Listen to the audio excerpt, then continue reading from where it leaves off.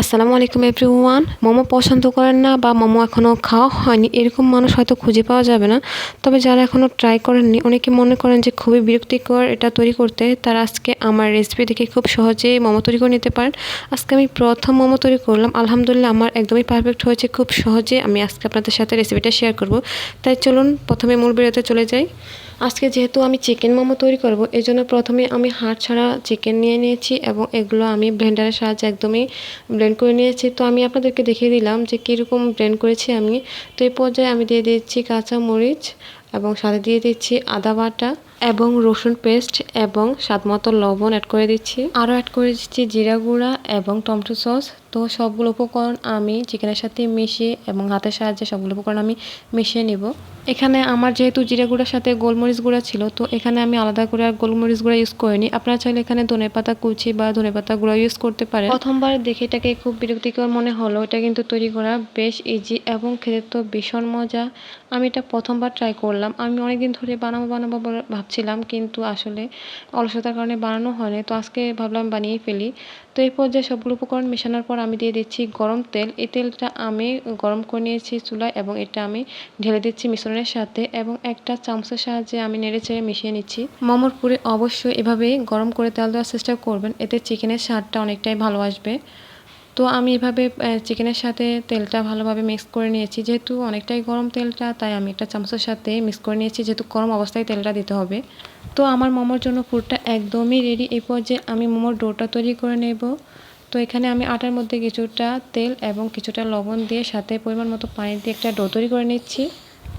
অল্প অল্প পানি দিয়ে একটা ডো তৈরি করে নিতে হবে। বেশি পানি দিতে গেলে একদমই ডোটা যেন একদমই নরম না হয়ে যায়। তো আমি আপনাদেরকে আমার তৈরি করা ডোটা দেখিয়ে দিচ্ছি। মোমোর ডো তৈরি শেষে এই পর্যায়ে আমি যেমন মোমোর জন্য সস তৈরি করার জন্য তো আমি চুলাতে কিছুটা সয়াবিন তেল দিয়ে দিচ্ছি, সাথে দিয়ে দিচ্ছি রসুন কুচি। এটা আমি একদম ভাজা করে নেব।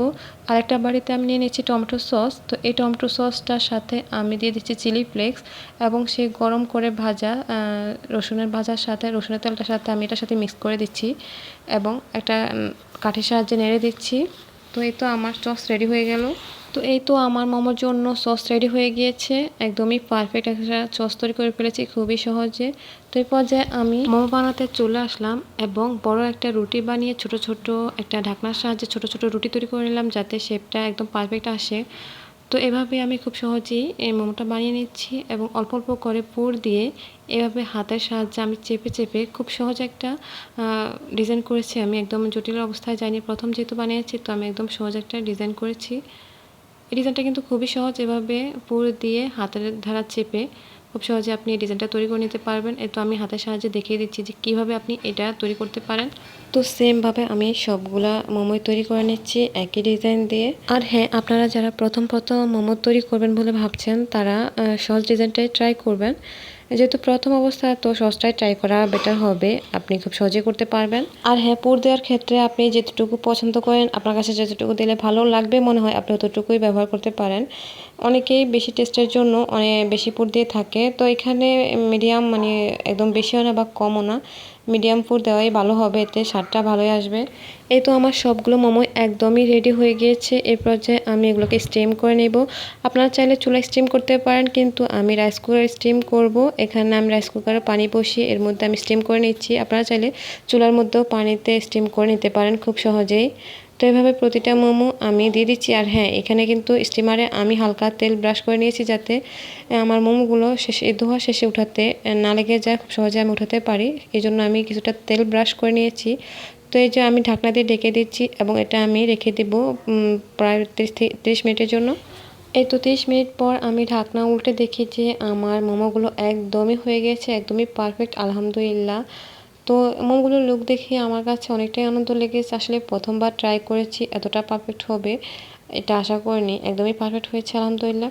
তো আপনারা যারা ইচ্ছুক বানাতে, তারা কিন্তু একদমই ঝটপট সহজেই বানিয়ে নিতে পারেন। একদমই পারফেক্ট হবে এরকমভাবে তৈরি করলে খুব সহজেই বানিয়ে নিতে পারেন। তো রাইস কুকার থেকে আমি মোমোগুলো একটা ছাঁকনির সাহায্যে তুলে নিচ্ছি।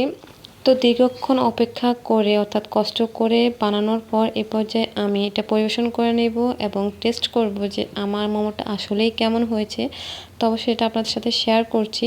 তো একটু আমি ডেকোরেশন করে নিচ্ছি, পরিবেশন করে নিলাম আর কি। এখানে সাথে আমি সসটা দিয়ে দিয়েছি।